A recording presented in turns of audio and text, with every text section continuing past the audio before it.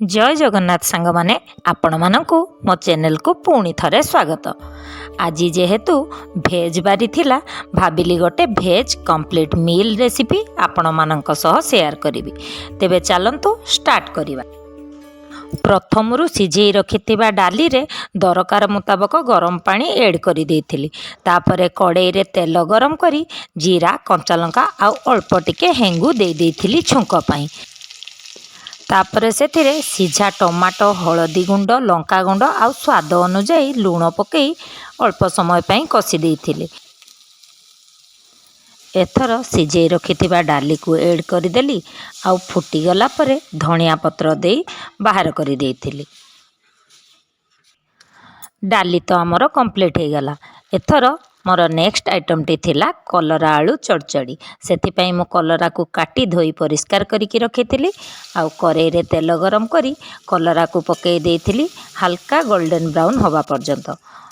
एथर मु ताकू बाहर करदेली आ कड़ाई रे रही जाइथिबा बळका तेल रे फुटण कंचा लंका पियाज को देई अल्प समय पई भाजीथिली।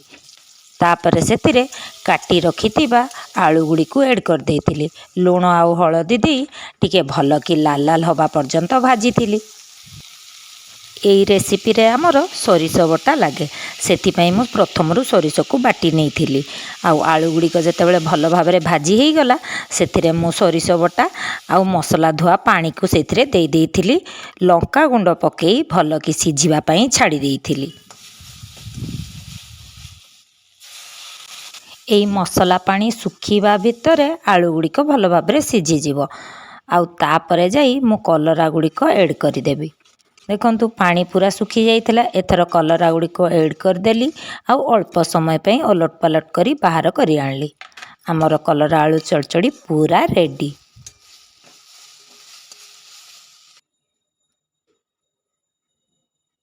नेक्स्ट मोर करिबार थिला बोईतालु फूल बड़ा। सेथिपाई मु चाउल को प्रथमरु ग्राइंड करिकी रखिथिली। सेथिरे लूण हलदी लंका गुंड पानी देई गोळेइथिली। एई बोईतालु फूल बड़ार टेस्ट टिके भल आसीबो बोली सेथिरे अदा रसुण पेस्ट मध्य दे देइथिली आ गोटे चामच बेसन को दे देइथिली। जेहेतु मोर चाउल गुंडटा ड्राए तो सेथिपाई बेसन देले भल कि बाइंड रहिबो। तापरे बोईतालु फूल गुड़ी को परिष्कार करिके रखिथिली। सेपटे तावारे तेल गरम करिया पई रखि देइथिली। एथर फूल गुड़ी को बेटर रे डीप करी तावारे दे देइथिली। गोटे साइड सेकी हेई गला परे ओलटाई देइथिली। दुई साइड भल भाबरे सेकी हेई गला परे रेडी हेई गला आम बोईतालु फूल बड़ा।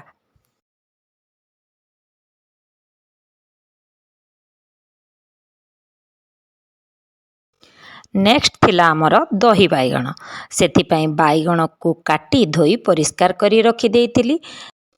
तापरे सेथिरे लूण हलदी पकई भल भाबरे गोळेई नेइथिली आउ तेल गरम करी भल भाबरे गोल्डन ब्राउन होबा पर्यंत भाजीथिली।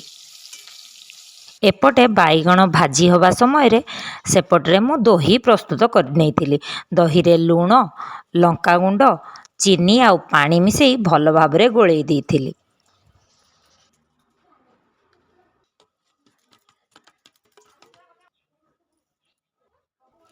सेपटे बाइगण गुड़ी को भल भाबरे भाजी हेई गला परे एई दही उपरे आनिकी पकई देइथिली। तापरे छुंक पई जीरा सोरिष कंचा लंका आउ लंका गुंड को दे देइथिली। छुंकटी को आनिकी सेई दही उपरे पकई देइथिली। एथर प्रस्तुत हो जाइथिला हमर दही बाइगण। लास्ट रेसिपी टी थिला हमर साग आलू भजा। सेथिपाई मु आलू गुड़ी को छोट छोट काटी तेल गरम करी सेथिरे दे देइथिली आउ लूण अल्प टिके हलदी पकई भाजी नेइथिली। आलू गुड़ी को अल्प भाजी गला परे काटी धोई रखिथिबा साग को सेथिरे दे देइथिली।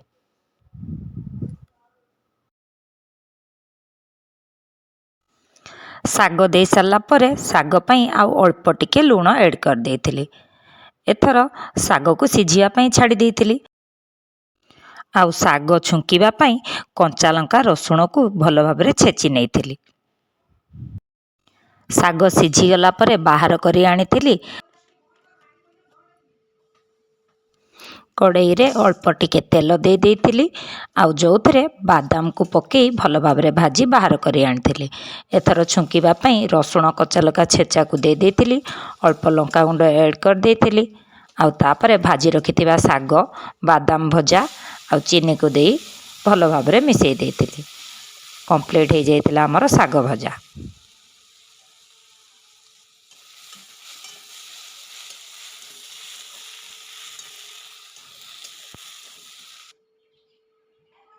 ଯେହେତୁ ଭେଜ୍ ମିଲ୍ ଥିଲା, ପାମ୍ପଡ଼ ଆଉ ସାଲାଡ଼ ତ କମ୍ପଲସରି। ତ ସାଙ୍ଗମାନେ, ଯଦି ଆପଣମାନଙ୍କୁ ମୋର এই ଭିଡ଼ିଓଟି ଭଲ ଲାଗିଥାଏ ତେବେ ଲାଇକ୍ ଆଉ ସବସ୍କ୍ରାଇବ୍ କରିବେ। ଆଉ ହଁ, ଏଇଭଳି ନୂଆ ନୂଆ ଭିଡ଼ିଓ ପାଇଁ କମେଣ୍ଟ କରିବାକୁ ଆଦୌ ଭୁଲିବେନି। ରହିଲି, ଜୟ ଜଗନ୍ନାଥ।